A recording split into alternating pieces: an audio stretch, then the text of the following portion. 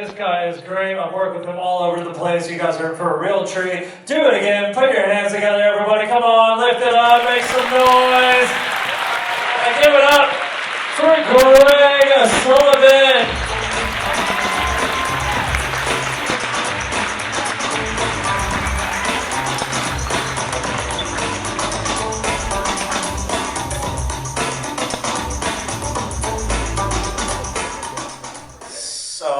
I'll tell you a bit about myself. When I was a kid, I had a lazy eye, and tragically it spread to the rest of my body. It's now inoperable, unfortunately. I asked Mike to bring the stool out because I was going to sit, and then I put on my new shirt, and I realised that it is not a sitting shirt. It looks good now, but if I was to sit down, it would all go to shit. I may get tired later on in the set, so anyhow. I have two kids, two red-headed boys. Their lives are going to be awesome. I love taking them to the beach in their burqas, and sometimes a little bit of skin gets exposed and some smoke will come off. Hands up the dads in the audience. Hands up. Keep those hands up, dads, if you want to have more kids. Geez, they go down quickly, don't they? It's like they've been burned. No!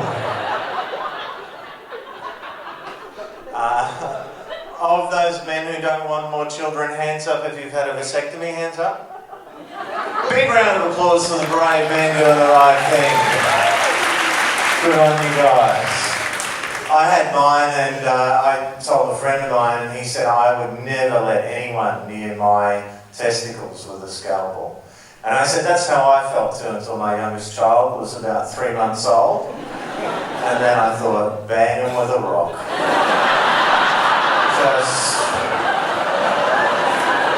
Just grind them into a bloody pulp. Just want to get some sleep at some stage.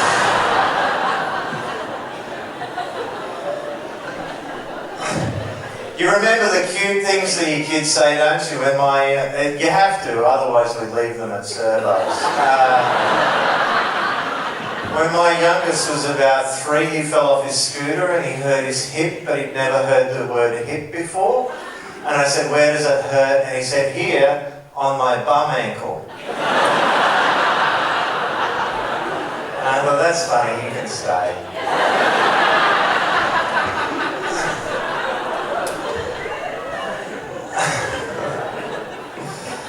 Little kids get overtired, and the worst thing that you can tell a little kid is to tell them that they're overtired. That makes it way worse. If you tell them that they're tired, they go, oh, I'm not overtired! You should never mention the obvious reason for their irrational behaviour. You should really have learned that from their mother. There are men who want to laugh at that and are afraid to, and that's good. That fear keeps us alive.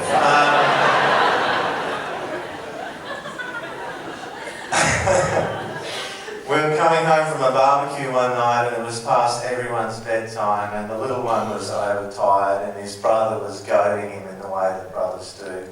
I didn't want to say the word out loud, so I said, leave your brother alone, he's T-I-R-E-D. And the little one went, I know what you spelled. I said, what? He said, sad. The sad thing was, he was 6. He should have been able to spell sad.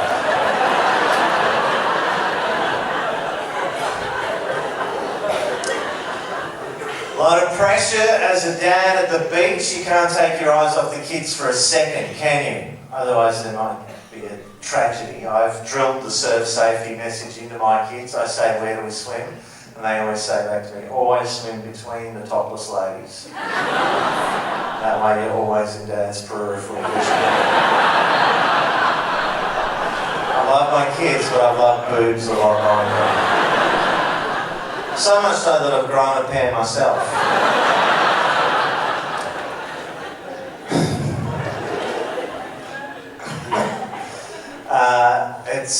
Yeah, it sucks being fat. Any other fat people in tonight? Hands up for fat people.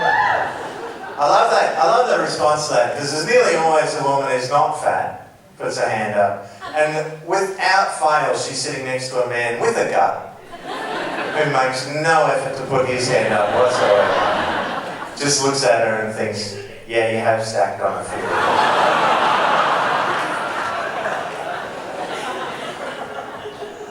If you're a thin person and you have a fat person in your life and you worry about them and their health, and you think maybe should I give them some advice about how to lose weight, just for me and all the other fat people in the world, go fuck yourself. We don't want your stinking advice. We know we're fat because we eat too much. We've worked that out. Take it back a few steps, you know, why do we eat so much?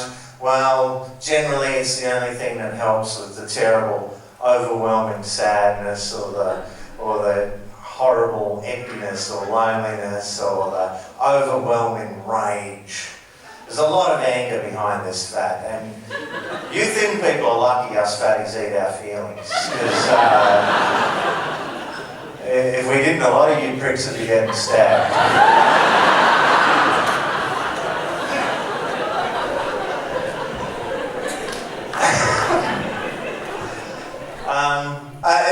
One of the worst things about being a parent is when you lose sight of your kids. Give us a cheer if that's happened to you, parents. Oh, it's the worst feeling in the world. Because it's a weird thing, because as soon as you can't see them, all you can think is, oh, they're dead. And that's all you can think, oh, they're dead, they're dead, they're dead, they're dead. It's the worst feeling. For the people who don't have kids, you get this horrible feeling in the pit of your stomach, like hunger, apparently. And how can I explain it? It's like when you lose your phone. Only not as bad, obviously. Not locked into a 2-year contract with the kid, but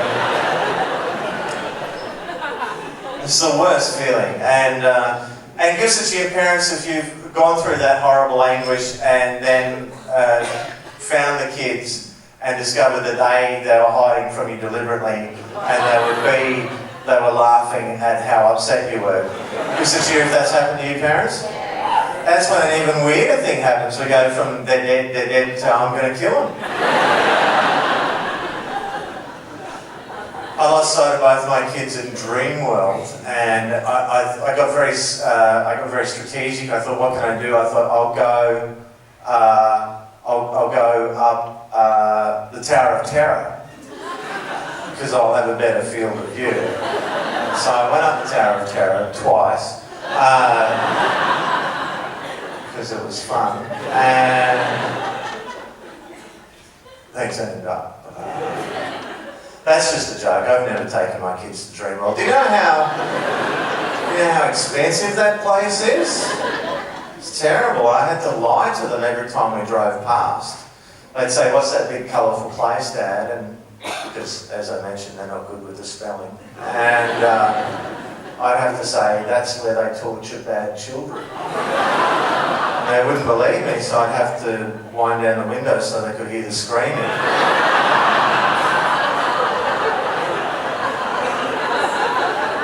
It's a good tip, Thai dads.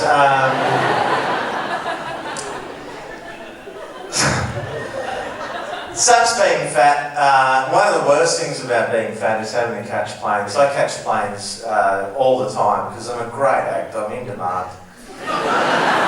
Nationally and internationally.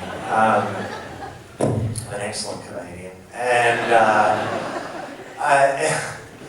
it's terrible when you have to catch a plane because you know, as a giant fat man, that you're going to ruin someone's day. It's awful. It's terrible. You know that wherever you land, there's going to be one, maybe two people going, "How was the flight?" Awful. Stuck next to this giant fat guy. couldn't use my armrest because he was oozing over it. When I was young, I used to think, if I lost weight, maybe I might be cool and handsome. Now I think, if I lose weight, maybe I can plug my headphones in when I'm on a plane. Without having to get a torch and a couple of people in to help me find the hole. Yeah, I know what you're thinking. I'm not going to do that joke. But it's terrible. The baby doesn't know before it gets on the plane that everyone else on the plane is going to hate it. But us fat people, we know.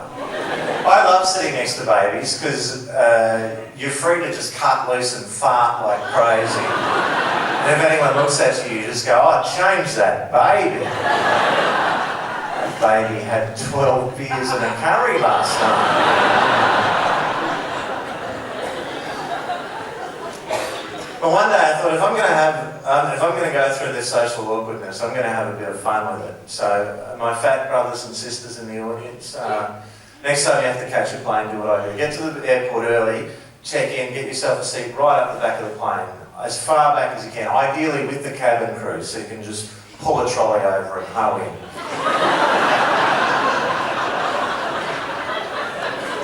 And then once you're certain that everyone who's getting on the plane is on, do what I do. As you walk up the aisle of the plane towards your seat, which you know full well is right up the back, every time you see a seat empty next to someone, stop, look at your boarding pass, look at the seat number, and just enjoy them silently shitting themselves. Once you've saved that for a second or two, start to move off and then stop, and sometimes you can hear them going, oh, thank God for that.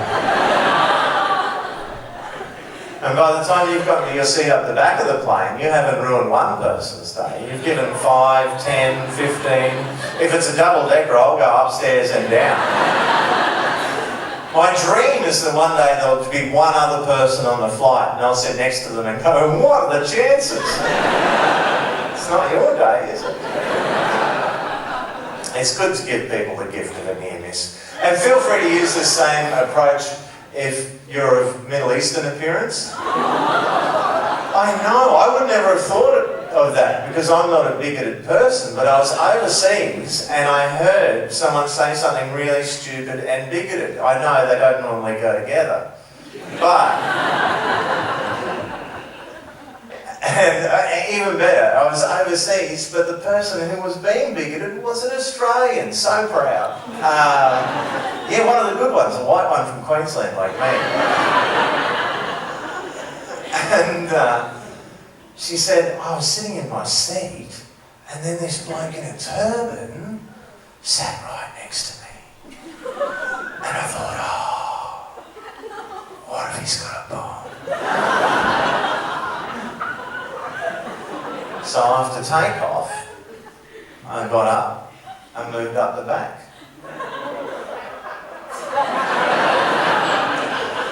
Now, I don't think Sikhs have any holy war against bogans. I'm glad that this man didn't have to have this idiot sitting next to him for the whole flight. You know, when his vegetarian meal came out, she'd be there going, bloody hello. But if he did have a bomb, being up the back's not going to make much difference, is it? Not going to turn on the news and hear an entire plane was lost today in a horrible, senseless act of terror. Everyone was killed. Except for one lady, who prudently moved up the back of the plane and had the impact absorbed by a very fat man.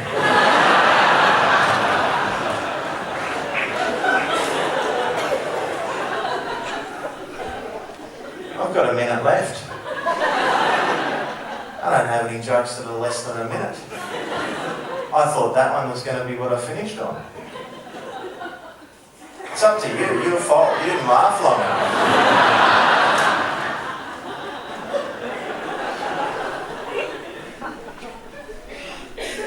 I got paid for that.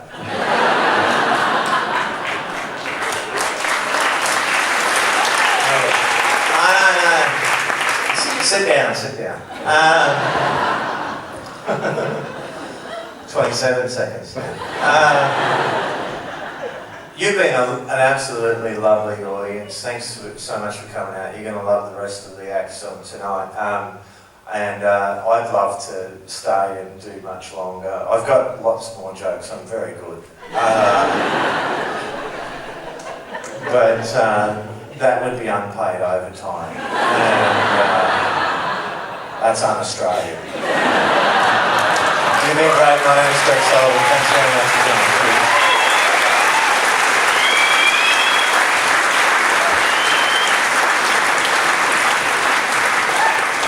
Greg Sullivan, everybody come on one more time.